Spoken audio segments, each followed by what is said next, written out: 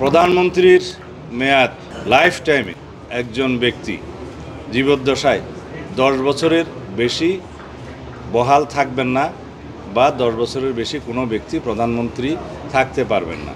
এই বিষয়ে আমরা একমত। তবে এই জাতীয় সংস্থাগুলো এনসিসি বা সাংবিধানিক নিয়োগ কমিটি এই জাতীয় সংস্থাগুলো যদি দিয়ে নির্বাহী বিভাগের সমস্ত কর্মকাণ্ডকে সমস্ত জায়গায় ইন্টারফেয়ার করার যেখানে সম্ভাবনা থাকে এগুলো করা হয়, তাহলে আমরা সেই প্রস্তাবটা গ্রহণ করতে পারবো না।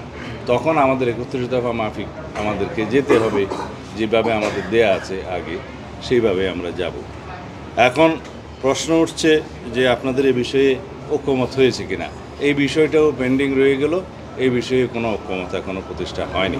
ধন্যবাদ। যে এক ব্যক্তি স্বৈরাচার হয়েছিল সেই জন্য নির্বাহী বিভাগকেই দুর্বল করতে হবে এবং লেজিসলেচারকে, সংসদকে দুর্বল করতে হবে, এই আইডিয়া থেকে আমাদের বেরোতে হবে। আমরা একটা নতুন যাত্রা শুরু করেছি, সেই জন্যে আমরা সংস্কার প্রস্তাব দিয়েছি অনেক আগেই, এবং সেই সংস্কার কমিশনগুলো পরে গঠিত হয়েছে এই সরকার আসার পরে। আমাদের সংস্কার প্রস্তাব আরও অনেক আগে দেয়া হয়েছে 31 দফা।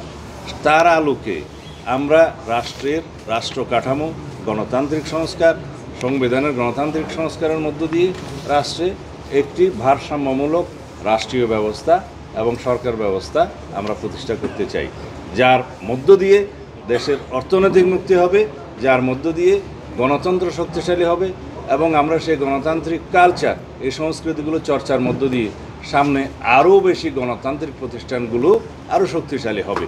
এটা হলো আমাদের বক্তব্য। সুতরাং আমরা এই বিষয়ের সাথে একমত হতে পারিনি এই কমিটি সংক্রান্ত। আমরা বলেছি আইনগুলো প্রণয়ন করা হোক, সংস্কার করা হোক, শক্তিশালী করা হোক।